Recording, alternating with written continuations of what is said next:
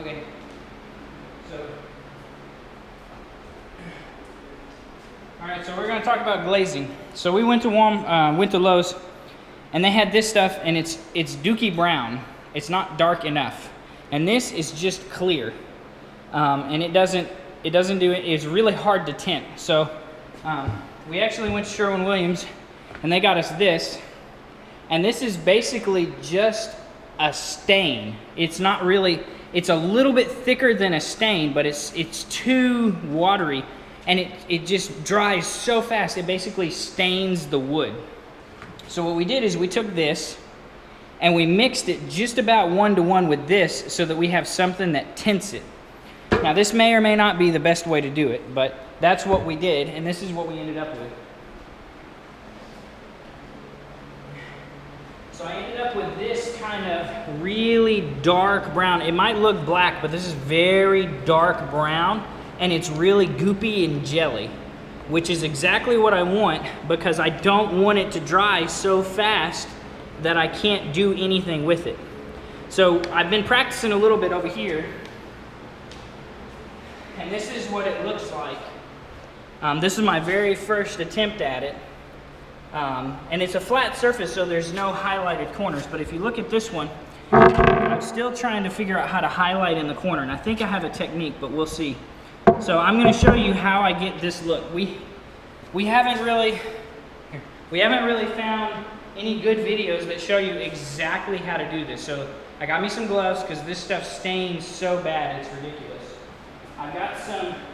We went to the dollar store and got a stack of clean rags because you pretty much use one rag every time you dip this stuff. So I've got me a little cheap throwaway plastic container. I'm keeping this stuff stirred up. Some really coarse brushes. And so I'm just gonna, that's a little bit too much. It's getting goopier as the day goes on, which is good. So I'm gonna hit this corner real heavy and just let it sit. Now I'm just gonna cover everything as fast as I can, because the longer it sits, the darker it gets. So I'm just gonna try to cover it. I wanna have this whole thing done in about a minute. See, it's already starting to dry a little bit, so you gotta move really fast. And the fan is actually, it's drawing air away from me. It's not blowing on me. The fan is just kind of to help a little bit with the fumes because I'm not wearing a respirator. But it's a really big open room. We've got the door open. All right, so this part over here is a little dry, so I'm gonna wet it down. All right, I'm doing, right before I do my rag, I'm doing my directional brush strokes. This is gonna give me the look, the direction of the brush. And it's gonna, I'm not worried about it being perfect. I just wanna get my general direction in there. All right, now I'm done. Now I'm gonna take a clean rag and I'm gonna wad it up just about as tightly as I can wad it in my hand so that it's not constantly rolling. Because if a corner of this rag flops out, it's gonna drag across there and ruin the glaze look. So I'm just gonna try to get the bulk of it off right now.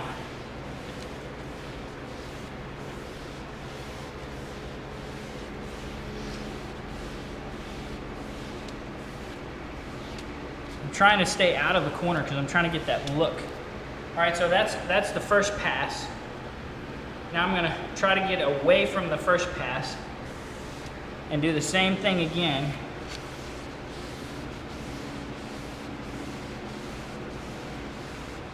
I'm just trying to get a lot of it out because right now all I'm doing is picking up the extra. I'm not really giving it the look I want.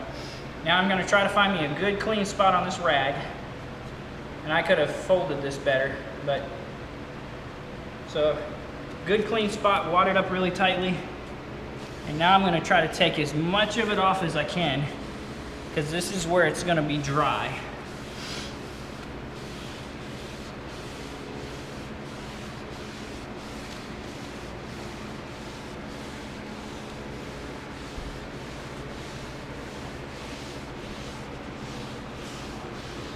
And you can see the brush strokes all but went away.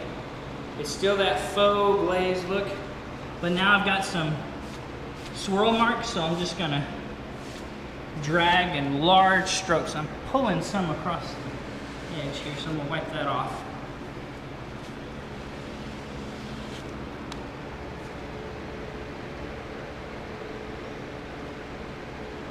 See if I can find me a clean spot on my rag. It's clean enough. All right.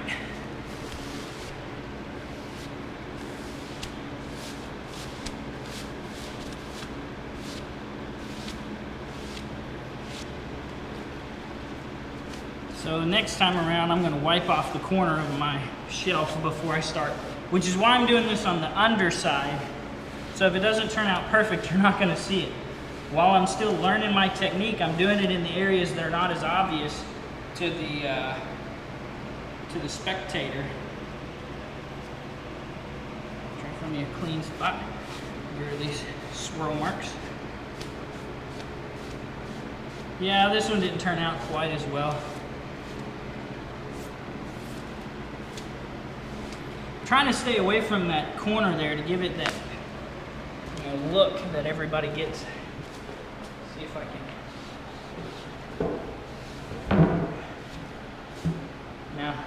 Now, that'll get taken care of in the next coat on the top side.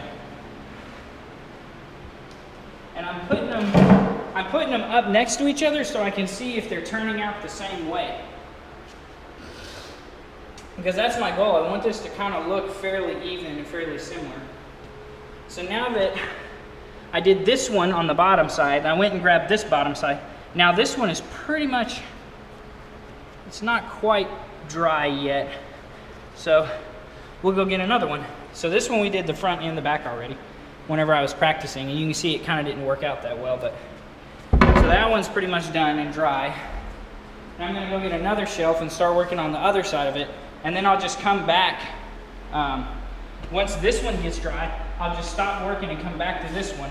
And it is really hot today, so we're probably only gonna be able to stand doing this for a couple of hours. But you can see it takes like 5 minutes for a 3-foot square area. It's probably gonna take us the majority of the day to do our entertainment center, but we'll see how it works out.